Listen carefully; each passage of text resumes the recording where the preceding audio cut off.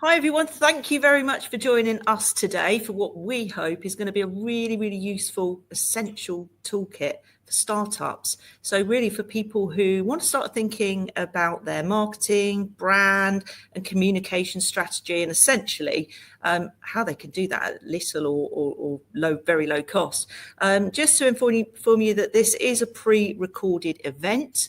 But if you'd like to pop any comments or questions in the comments box below, we'll all be online when this does go live to answer your questions. So joining me today, we have got the lovely Sookio from Sookio, who I will introduce in a minute, and my colleague here, Sarah Dean, who's actually a senior consultant in our marketing and creative division here at the One Group. So thank you very much to you both for joining us today. So Sue, you are a communication consultant and marketing agency founder, and you've worked extensively with the University of Cambridge and within the larger biotech cluster.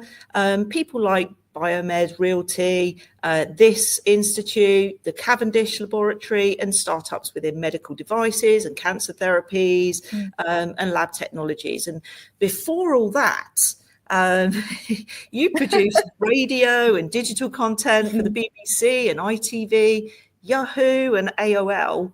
And I know that you're really into sort of best practice in communications and really like to help people say what they want to say and simply and clearly. So, you know, even if you come from an academic or a scientific background where the thought of marketing sort of makes you go into a bit of a cold sweat. Yeah, there's a lot of people like that in Cambridge and around, isn't there? Definitely. So, you know, tell us a little bit about your journey working in that commercial world and what made you transition into the world of startups, Sue? Well, as you've just touched upon, I have got this big breadth of communications experience, so across radio and digital and social media and print and all sorts of things along the way. And then when I went freelance from working as a homepage editor with Yahoo and AOL, it was around the time when social media was just starting up. And obviously, you know, websites were in full swing by then. But I was very active on social media, working remotely, enjoying Twitter and that kind of thing.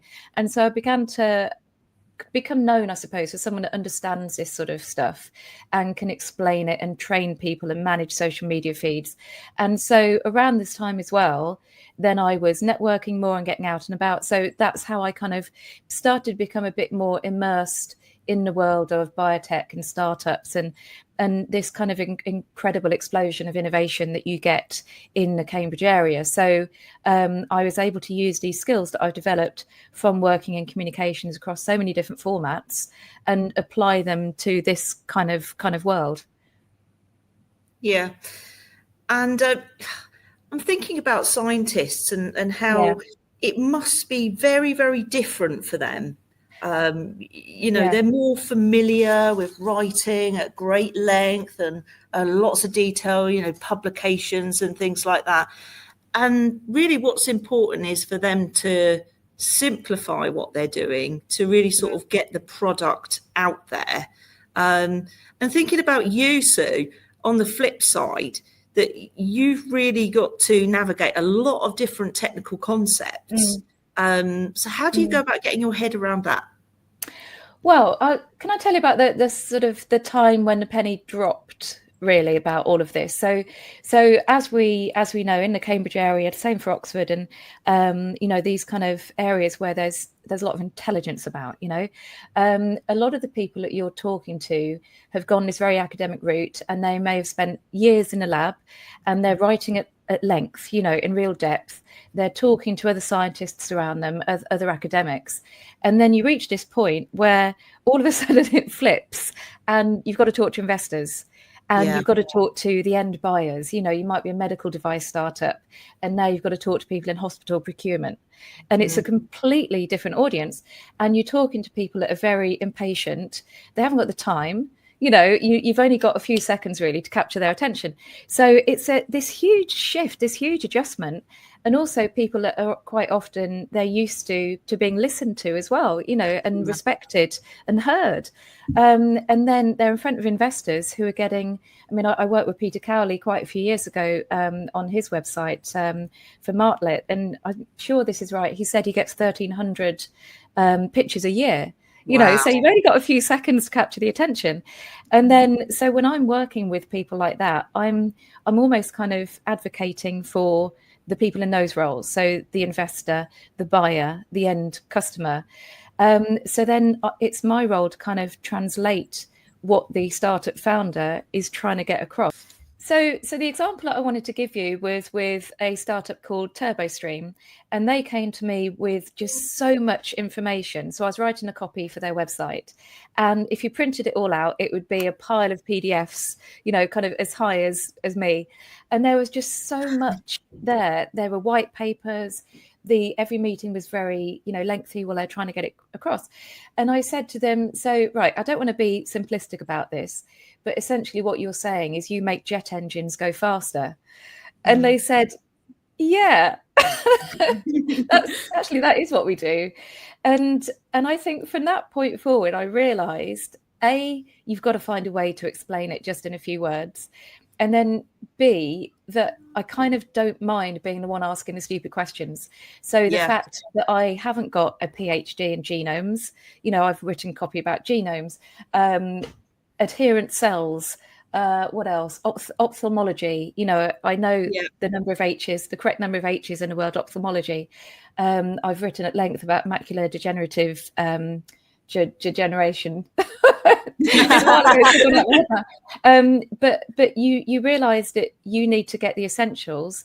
But in a way, the fact that I don't have a PhD in any of these things is actually to my advantage, because I understand the techniques, the tools, the frameworks that you need to communicate it. But I'm not weighed down by the excessive detail. So that is actually quite helpful. And then I think the fact that I'm not a specialist in any of these areas also means I'm not weighed down by the thing that I'm sure a lot of academics have, which is a fear of getting it wrong. So if you've gone through Cambridge, for example, you're up there, with the other academics out there. You've probably got things right a lot. You're very good at passing exams, and you're way up there. So the fear of failure and asking a stupid question is quite high, whereas I don't care. Obviously I don't want to look that stupid, but I'm quite happy to be in a room full of scientists and say, well, look, I don't think investors are going to understand this. So if you need to raise 8 million for your next funding round, you're not going to get it, because they're not going to understand it. So I don't mind being in that role, because then I'm avoiding risk. I'm helping people communicate more clearly to help them reach their end goal, whether it's investment or procurement or sale or whatever. And scientists, they actually love talking about what they do. And I'm in the same boat as you, being a recruiter in that space without a PhD, without a degree. And you have to learn an awful lot about an awful lot of things which change every single day. And you just have to ask questions, talk to me like a 5-year-old, and you get it. So completely understand where you're coming from there, Sue. And this is something that I love about being in communications. So across my career, I've learnt in real depth so many interesting things. I could talk to you about lycopene in tomatoes and why that's good for heart health. Yacht decking. I went and trained some people who do yacht decking. Never occurred to me about what they make flooring and yachts, and I'm doing this all the time. I'm kind of going out and about and learning. It's brilliant. It's great, isn't it? So we thought it'd be a great idea to help startups with a bit of an essential toolkit to give them some guidance on managing their communications and brand with little or zero cost. So starting with that, Sue, at what point do startups need to consider their brand and comms, and how would they go about that? Well, I think in the early days, you haven't got a lot of budget to spend. You probably haven't got someone on your team in charge of the marketing. And so you need to get this kind of core set of things. So basic website, So, and this doesn't have to be pages and pages, but it does need to have some sort of about page, some sort of product page, say what it actually is. People are always interested to know who the founders are, who's on the team. So 3 pages obviously means of getting in touch as well. A good press release, so that you've got a 1-pager, 2-pager as a PDF that you can forward to people that are interested. And then some good assets as well. So it's a bit easier if it's an actual product that you're making, but some decent photography to go with it. And decent photography nowadays, I mean, you've got no excuse. Smartphone cameras are brilliant. There's so many AI tools, so you can clean up the background and make it look nice and bright. So anything that you can send, because say if you want to get featured in some sort of trade publication, then they're going to need images, they're going to need to know the founder story, they need something to go on. In my experience, trade publications, local newspapers, everyone is desperate for content.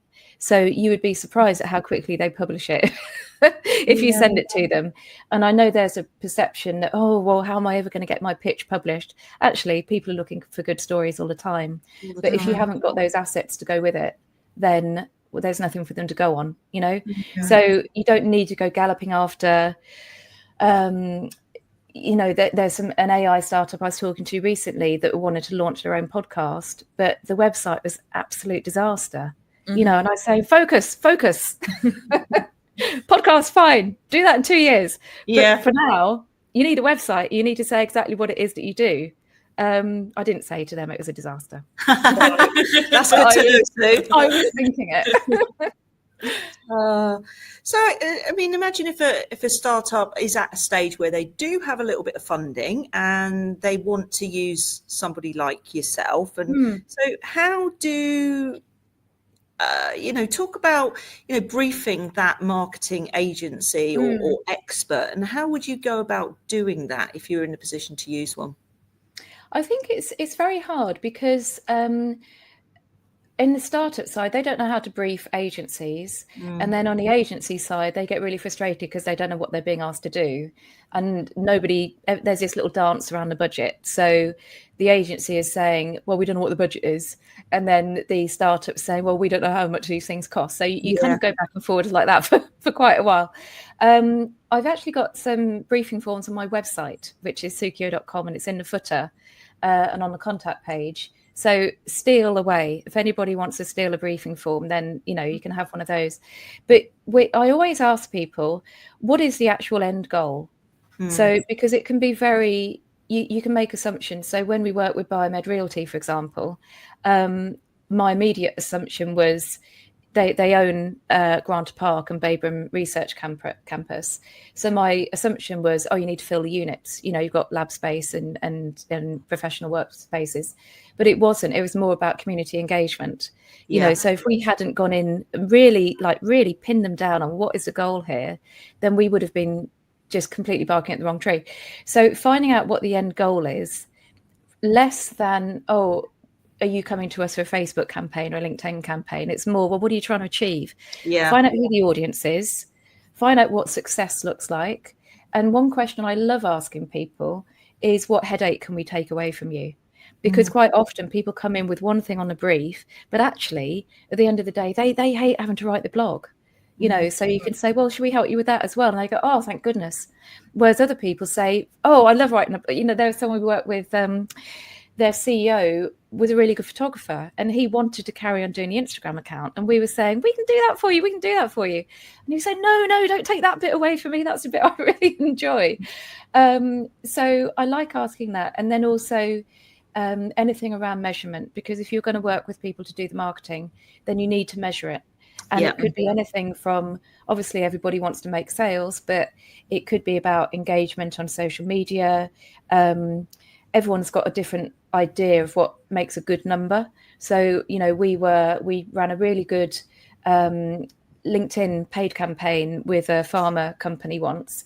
And it went from our original audience was over about 120,000 people the initial campaign went to, and then we narrowed it down. And the end result, they really wanted about 5 leads, and 5 leads sounds like nothing. but it was all GlaxoSmithKline, and it's people that they couldn't reach in any other way. Whereas, let's say you were a local retailer, you don't want 5 leads, you want hundreds of customers. Or a SaaS firm, you need a lot of people. So trying to find out in a brief what the actual goal is and what success looks like to them, not anybody else, is really important. Yeah. And then after that, you can work out the way to get there. But unless you know the actual goal, then you could do anything. You can do anything with social media and digital marketing, but you need to know what the goal is so that you can work out the best route. Okay, so thinking about content pillars, one thing that people mention quite a lot is that they don't know what to talk about, where to kind of post it with scientific blogs and that kind of thing. So how would you approach that, and like who could do that for a startup? Yeah, so one challenge that people have got, as well as time, is what to talk about. And there's this concept of content pillars, which, in fact, I was using it in a workshop the other day, and I thought, is this marketing jargon? Because I don't really like marketing jargon. And they said, no, it's great, because we can visualize like the pillars, our framework for our communication. This is what's holding things up. And content pillars, they're essentially your core topics. And once you've got those in place, you can refer back to them again and again. So if you're a startup with no budget, or even maybe you've just taken on a junior person, then if you've got these core themes, you've got a framework for people to refer to, then that makes everything else sort of flow from there. So it could be something like, that your core themes, the pillars of your content are going to be talking about, let's say you're an AI startup, innovation in AI, because you want people to look at you and think, oh, they know about this. They're up to speed with the latest technology. There might be the founder story. That could be another pillar for you.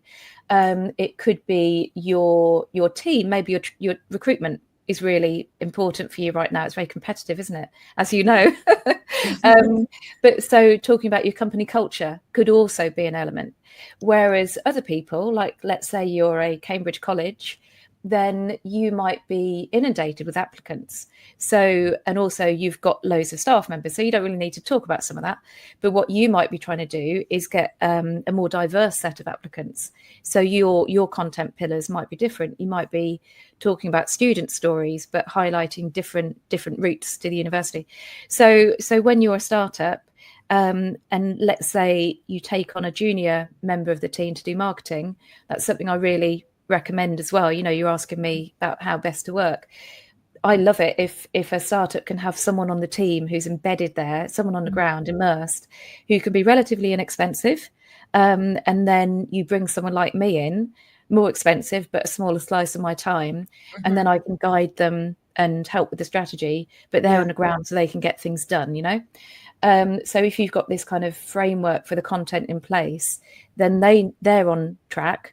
Everyone in the company, the founder, when they're out talking to investors and they're at trade shows and conferences, they know what they're talking about. And then also people know what they're not talking about as well, because there's all sorts of things that we don't want to be talking about. I mean, for me personally, I talk all the time on social media about communications, but let's say around US politics, I'm interested in how they communicate, but I'm not going to start banging on about Donald Trump's policies because there's everyone else is doing that. But the temptation is to get drawn into it. So it's very important to work out, this is what we're saying, but also just a little additional column for anybody else, anyone new joining the team. So, well, actually, this is what we don't talk about.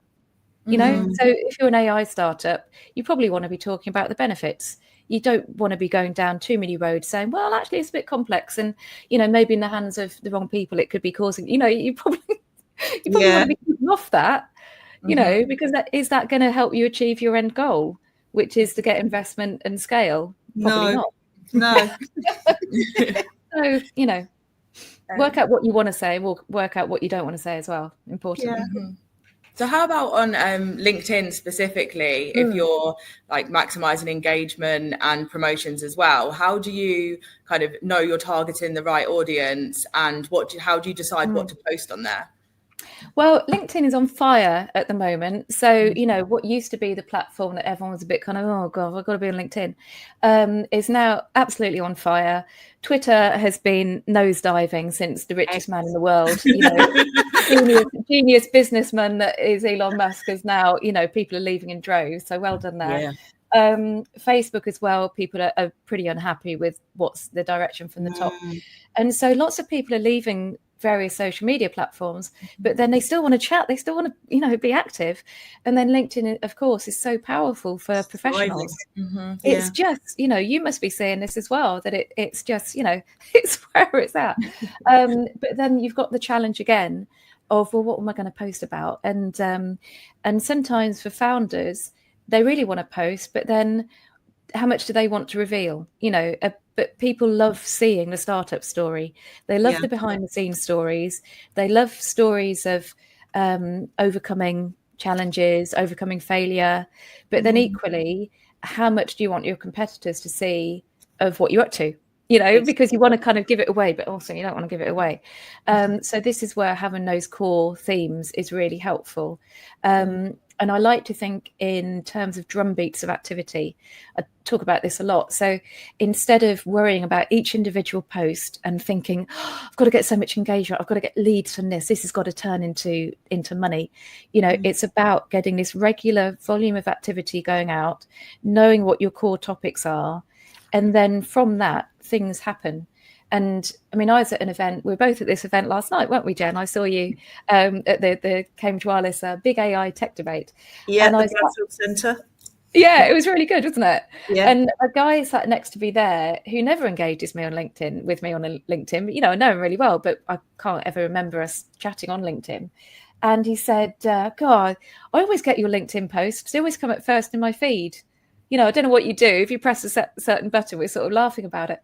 But it's important to remember with LinkedIn that there's a lot of people there that are lurking. So not everybody is engaging, and a lot of people are seeing what you post. And you might feel like, well, no one's responding to this, but they're watching they see it. I get the same. People say, I've seen what you posted on LinkedIn. I have no idea they were looking at it. So that doesn't necessarily get measured in all the various stats, but it's there. It's there. And actually, an example similar to this, not to do with startups so much, but there's a firm of accountants I was working with in Essex quite a few years ago doing social media training. And they did quite a lot of sort of family law, that kind of accountancy and law, those sort of topics. And they were saying, we're not really getting any engagement on our Facebook posts, but they were getting loads of click-throughs. Yeah. And then it was all the topics around divorce, so how to manage your finances when you're going through divorce and that kind of thing. And I was saying, well, what it is, no one's going to comment publicly because they know that everyone in their family precisely is going to say, why is she suddenly clicking on your divorce posts? But then they still want the information. So this is why it's really important with anything to do with digital marketing to work out what are the stats that are important to you, because you could build up 50,000 followers on LinkedIn tomorrow and they're all the wrong people, whereas you might be better off having 5 followers who are really valuable to you, or people that are seeing the content, even if they're not engaging, and you can rummage around in the stats and see that. So it's really important to make sure you're measuring the right stats. Because otherwise you're just going to be wasting your time.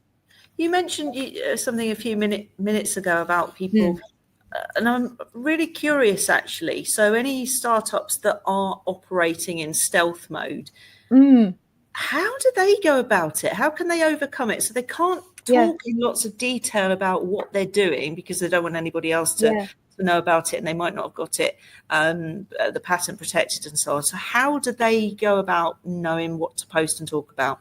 I mean, it's really hard, isn't it? People have signed NDAs. I've signed the official secrets act myself due to a project once. There's a lot of secrecy going on, and it's completely justified. So then that also leaves you with the challenge of, well, how are we going to market this product? So what works really well is to talk around it. So let's talk about medical devices. Then, you're developing this brilliant technology. Of course, you don't want other people to know what you're doing, but what you can do is lots of thought leadership on that subject matter. then people see you out there talking about innovations in medical devices. It doesn't have to be anything to do with what you're actually working on, but you're still showing this knowledge and awareness in this area, and people associate you with it. So you're not talking how to build fire engines. You're not talking about how to the latest football results. You're still talking in that area, so people associate you with that. And the other thing that you can talk about is related things like the expertise of the team. So you can show more kind of behind the scenes. So you can talk about your processes. So this is how we innovate. This is our beautiful lab building. This is where the science happens, the magic happens. So there's lots of things you can do to talk around it. And I think people get slightly too hung up on the fact that they cannot talk about the specific innovation that's in development. Yeah. So just to give you another example on this front, again, nothing to do with life sciences, biotech, startups, or anything like that. There was a guy I was going to work with quite a few years ago who owns a vineyard in New Zealand. And I was chatting to him and starting to think, if I can get on this project, maybe I could go out and see it, Yeah. So, but I was saying to him, why aren't you on Instagram, surely? And he said, well, I don't really know what to post about. I mean, I just wouldn't know what to post. And I said, well, tell me about the vineyard. And he said, Sue, it's the most beautiful place on God's earth. Wow. I said, right, okay, let's talk about this. There is content you can post. And I think sometimes it's almost staring you in the face. So even if you can't talk about the specific thing that you're under NDA about, that everyone is sworn to secrecy about, look around and there's so much stuff going on in the building, the people, the expertise, innovations in the industry that you can still talk about from a place of confidence that makes people want to work with you. Interesting. Another thing I wanted to ask Sue. So I've been going to quite a few events where startups and founders have been able to do a pitch, sometimes to potential investors. These can range from anything from 90 seconds to 3 minutes to 5 minutes, which is actually short. You've got to be very, very snappy. So, I mean, firstly, if you're a scientist or an engineer, you've never done public speaking before, but how do you go about, firstly learning how to do some public speaking, but also crafting your pitch? And I know that you have done something quite, one would say, not unusual, quirky, to help with your own public speaking, Sue. So I'd love you to tell our listeners and viewers all that. Well, the thing about public speaking is that the people that do it well, it looks really easy. So you get the perception of they can do that and I can't. Why can't I do it? But actually, the people that do it well practice, and they practice a lot. So nowadays, if I've got to do any public speaking, I do it when I'm driving. I live in Ely, so I'm driving down the A10 a lot. So I practice in the car, and as soon as you say it out loud, you say completely different things to what you've written on paper, and you start making little jokes and asides that just don't work. Or you realise actually the order that I've written it down on paper isn't how I explain it naturally. Or you realise that you've used these kind of, more scientific or more not scientific, because that's fine, because that's what you've got to get across. It's more the lengthy words around it. So you talk about requirements and substantive and necessary and accommodations, and when actually you'd use a lot more plain English in regular speech. But all the way back to the very first bit of public speaking I had to do, someone asked me to come and talk at a social media conference. And it was also when my two boys were quite small. So I was working remotely a lot of the time. And so it was a really big deal for me to go down to London, stand on the stage and speak in front of these people. And I thought, well, I need to practice. How am I going to do this? So I got all of these teddy bears and put them out in a row on top of the sofa, and while the baby was asleep, I just stood and practiced in the lounge. I love that story. Yeah, because you've got to practice in front of an audience. And in the past, when there are some people, it was to do with home diagnostic kits to do with gut health, and we were doing video for this company. And we said, because we always did lots of pre-production at Sookio, you know, every bit of pre-production makes everything on the day go so much better. So we always really enforce that. And we said, can we do a little coaching session with the guy that's going to be speaking on camera? And they said, oh, no, he'll be fine. He speaks on stage all the time. And then on the day, he just couldn't do it. And we felt so bad for him. But being in that different environment where it was him and me and my head of production, just three of us in the room, it was a much more kind of intimate environment. And he really struggled. It was very difficult. So my tip is, if you're whoever you are, then practice, do it out loud. Don't be fooled by the idea that people that are good at it just somehow rock up on the day. No, they don't. You know, you've got to do it out loud. Don't just read it off the paper and sit in front of a screen and think, oh yeah, I got this. You've got to say it out loud, because it comes out completely different. Yeah. So yeah, do that. And you know, teddy bear's optional. Cats, I think I would do. Yeah, I love that. I'm actually trying to get better at public speaking, so I might have to go and buy myself some teddy bears and see how I get on with it. Going back to startups, what would you say are the most common kind of challenges around marketing and comms you see them face in at early stages? I think definitely time. So, you know, you've got all these grand ideas, but actually, have you got the time to do it? The second thing is capacity. So you've got these grand ideas, you haven't got time, and you've got no one to do it. And then I think the third thing is changing direction quite a lot. So, you know, I've seen that a lot with startups. I think as well, a lot of people are kind of slightly enthralled to this idea that it's good to fail, you know, so everyone's looking at Silicon Valley and there's this slightly romantic notion about it being good to fail. But then in marketing terms, this means that you spend a lot of time refining the positioning, and then actually it flips and you're doing something else. So that's quite a challenge in the past. And companies rename themselves, so then you've built up all of this kind of brand, you know, awareness, and then now it's something else. And so that's technology in a lot of cases as well. So that can be very difficult. And you know, you asked me earlier about working with agencies. So for us, the critical factor has always been if they've got someone actually on the team. And as I was saying, doesn't matter how junior they are. They could be a head of marketing, could be an intern or apprentice.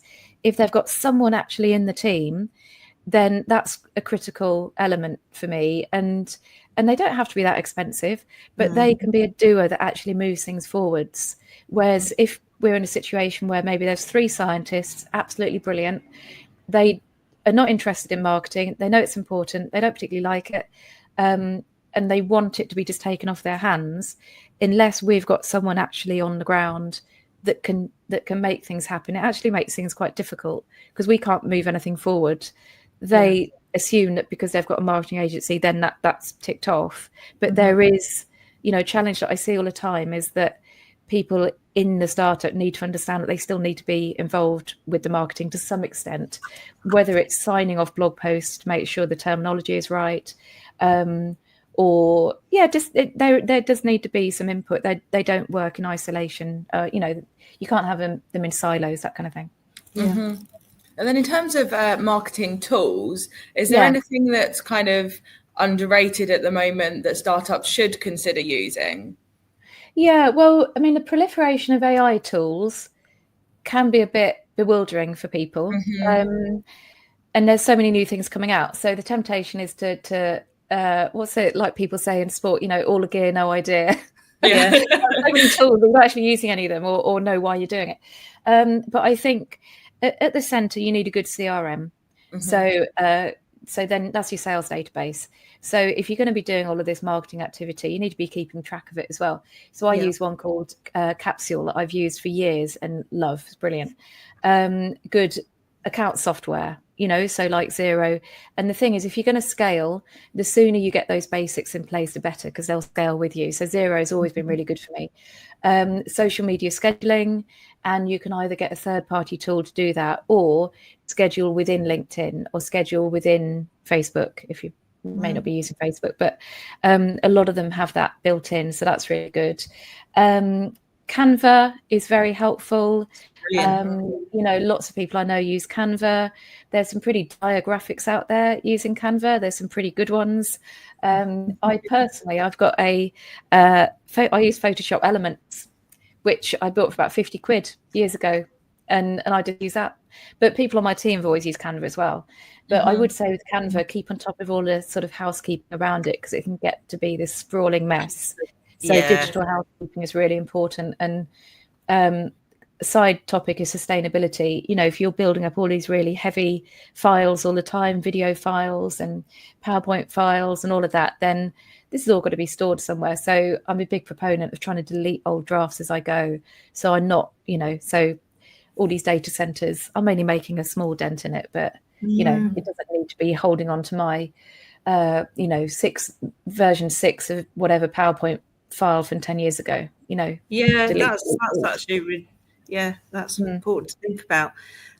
So I know there's going to be quite a few startups watching this today, and some in those very, very early stages, and some maybe a little bit further along. So at what point do you think a startup should really start to think about scaling their marketing team, or perhaps outsourcing it to somebody like yourself? And does there come a time where scaling the marketing team works better than outsourcing?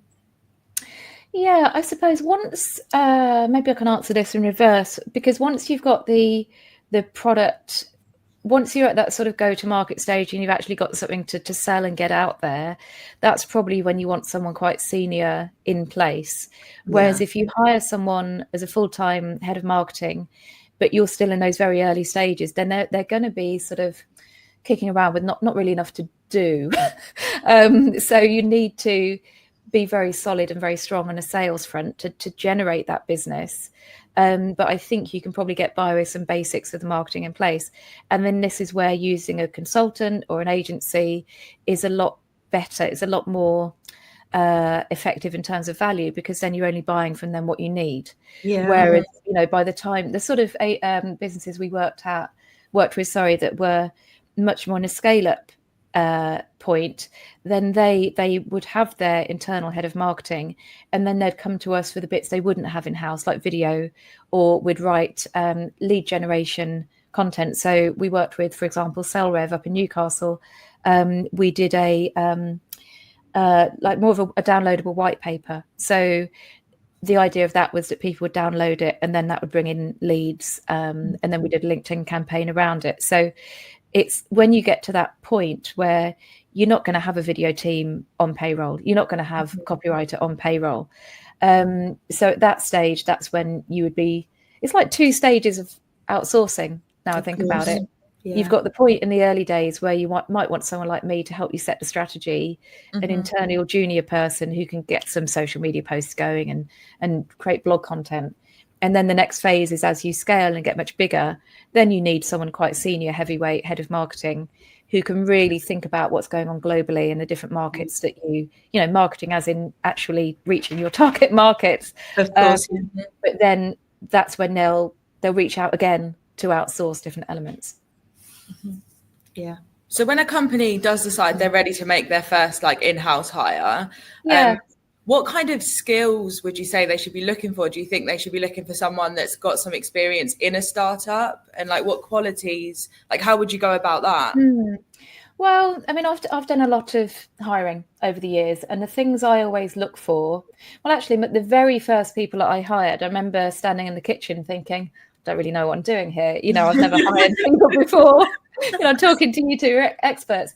But I thought at the end of the day, I've got to know, can they do the job, and can I sit in the same room as them all day long?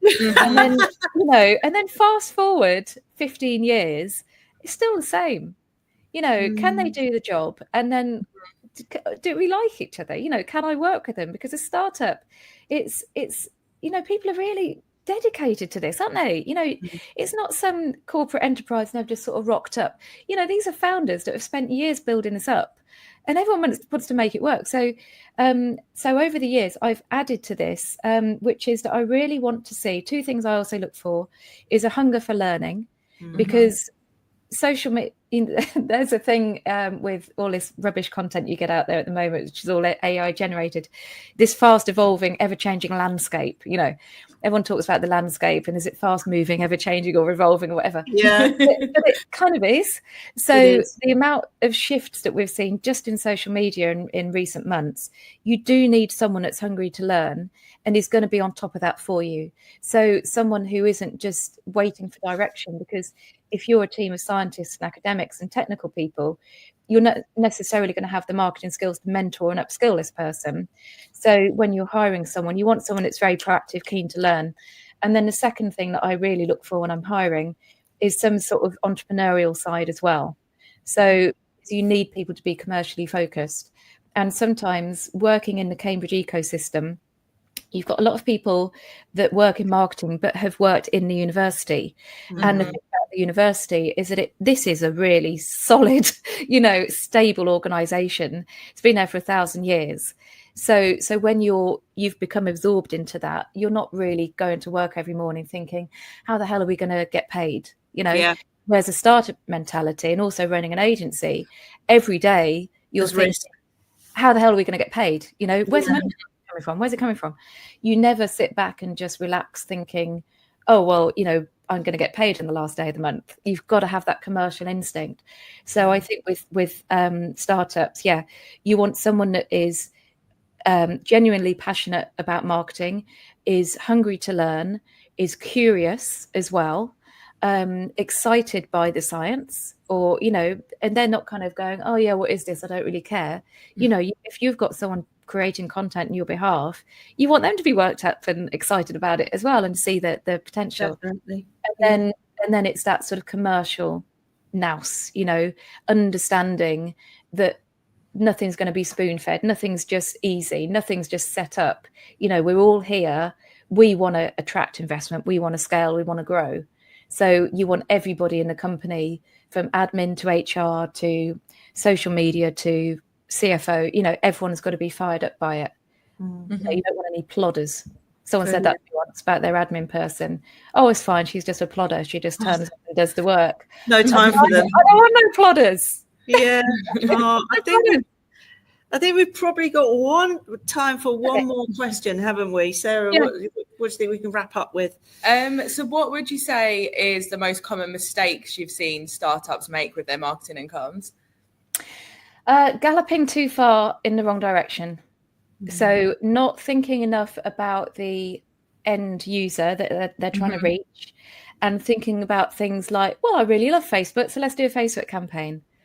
But it's you're selling medical devices or whatever, or contact lens technology. Actually, that might work on Facebook, but galloping too far in the wrong direction too quickly. And the example I gave earlier about the AI startup wanted to do a podcast. Well, I love podcasts. I've got my own podcast. You've got your podcast. Brilliant. But you need to get the fundamentals right first. Yeah, exactly. Well, thank you so much. I think this has been it's so informative and so helpful to lots of people. So thank you, Sue, for joining us today. Really appreciate it. As a start, this is a pre-record, but we will all be online once this is released on LinkedIn. So any questions, any comments, you can pop that in the notes. If you want to get in touch with us as well, the notes are there, and you can also reach out to us all on LinkedIn, and we'll be happy to answer any questions. I can see a little animal's just walked. Yeah, my dog just walked out. just wanted to get in on the action. I'm off. So I'm sure I'll be bumping into you very soon, Sue. I know we're both always at various events across Cambridge. There she goes again. So I will see you soon. But thank you so much for your time today. Pleasure. And we'll all talk to you again soon. Thank you then. Bye. Thanks, Sue. Bye-bye.